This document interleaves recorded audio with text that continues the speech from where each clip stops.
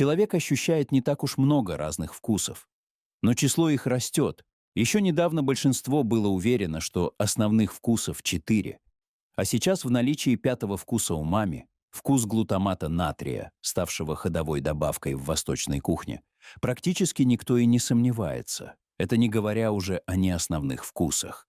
В Википедии их 9, и это далеко не все возможные. Впрочем, привычные с детства 4 вкуса — это уже прогресс.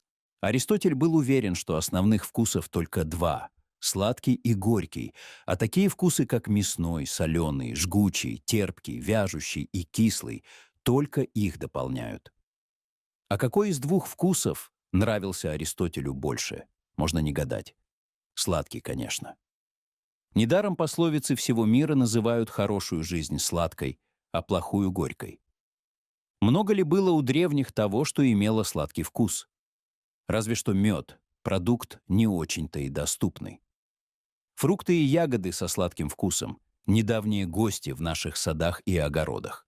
Выращивали сладкую фасоль, сладкий вкус имел сок некоторых деревьев. Но слаще всего была сердцевина тростника, завезенного еще до нашей эры в Индию с Новой Гвинеи. Там, в Индии, сахарный тростник впервые увидели европейцы, пришедшие туда с армией Александра Македонского. Его адмирал Неарх писал, что в Индии тростник дает мед без участия пчел, и из него делают напиток, хотя тростник и не имеет плодов. Именно с помощью воинов Александра сахар добрался аж до Египта, а уже оттуда его получили римляне. Сахар тогда называли индийской солью.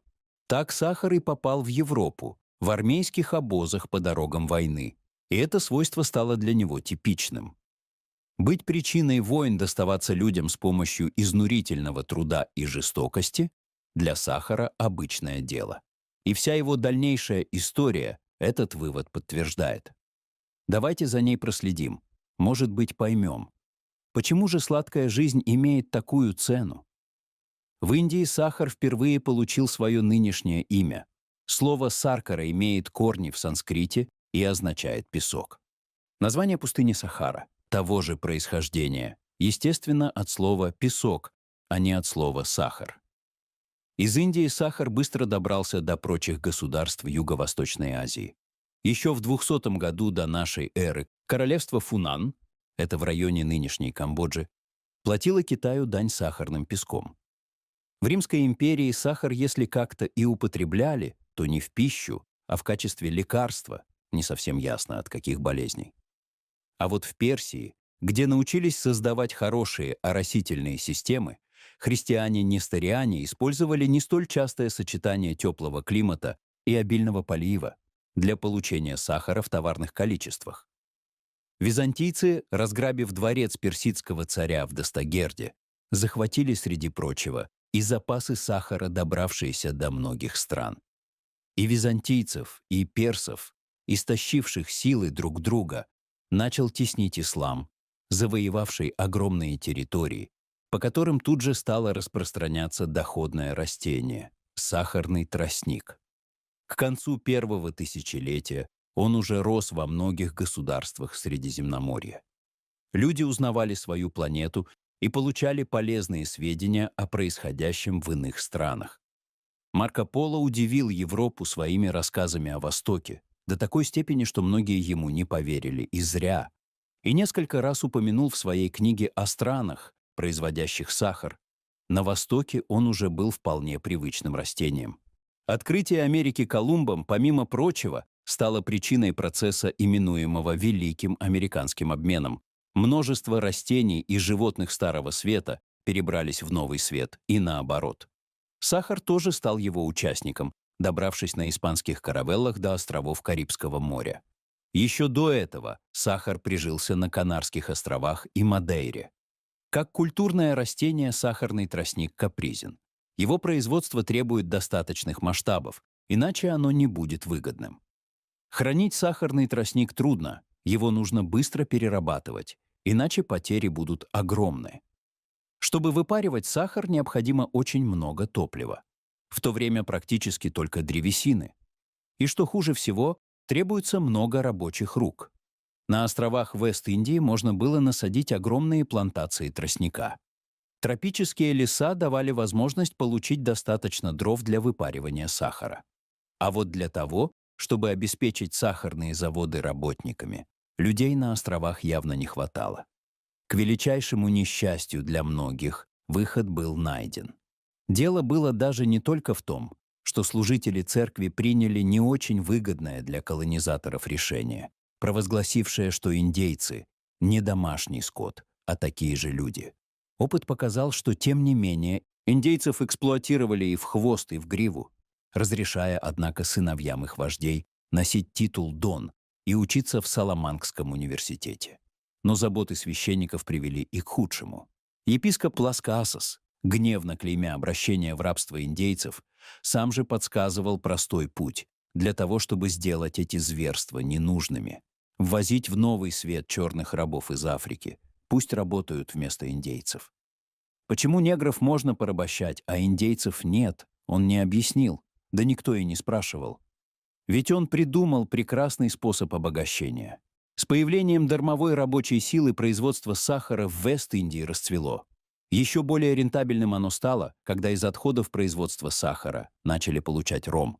Стоимость раба была так невысока, что когда рука негра, управляющего прессом, который выжимал сок из тростника, попадала в этот пресс, руку просто отрубали и продолжали работать. Специально около пресса топор висел.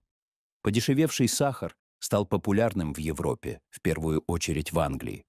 Немецкий путешественник Генснер пишет о королеве Елизавете, что зубы у нее черные, и этот изъян свойственен англичанам потому, что они едят много сахара. Впрочем, это не только огорчало. Порой женщины сами чернили себе зубы. Завидуйте, мол, тому, как я богата. Столько сахара могу себе позволить, что уже все зубы сгнили. Масштаб бедствия мы сейчас и представить не можем. Через Атлантический океан в итоге переправили более 17 миллионов рабов. В Европу не везли, невыгодно. Неквалифицированный труд приносил наибольший доход в теплых краях, где сахар только лет через 200 после начала работорговли уступил место хлопку. Но все равно выходило дорого. Нет ли другого сахароносного растения? Не только тростник содержит сахар. Тот же канадский сахарный клен даже герб Канады своим листом украсил. Его там ценят. Но получать из него сахар труднее и дороже. А кукурузный сироп даже дешевле сахара, и в кондитерском производстве им часто сахар заменяют. Но гегемонии сахарного тростника эти растения не угрожали. А вот находка немецкого химика Андреаса Маркграфа, который под микроскопом нашел в корнях белой свеклы кристаллики сахара, оказалась очень важной. Его преемник на посту директора физического отделения Прусской академии наук Франц Ашар сделал больше. Он разработал технологию и в 1801 году построил в Силезии первый в мире свекло-сахарный завод. Есть данные, что среди сахарозаводчиков эти новости вызвали такую панику, что они предложили Ашеру 200 тысяч талеров, тогда огромные деньги, чтобы он признал свои опыты неудачными и не портил им бизнес. Но Ашер отказался. Как раз к тому времени Наполеон объявил континентальную блокаду, и тростниковому сахару стало труднее добираться в Европу. Вот сахар из свеклы и оказался, кстати. Тростниковый сахар остался на рынке, и сейчас 70% мирового сахара производят из тростника, а из свеклы только 30%. Однако эти 30% достаточно важны. Потребление сладкого возросло, сейчас средний человек съедает от 30 до 40 килограммов сахара в год, и нас теперь убеждают в том, что сахар – белая смерть, и надо бы есть его поменьше. Но лучше пусть сахара будет много. Проще не есть то, что есть, чем есть то, чего нет. Если вам понравился наш рассказ, ставьте лайк и подписывайтесь на канал, чтобы не пропустить новые захватывающие истории. И обязательно нажмите на колокольчик, чтобы первыми узнавать о выходе наших видео. Спасибо за просмотр и до встречи в новых выпусках.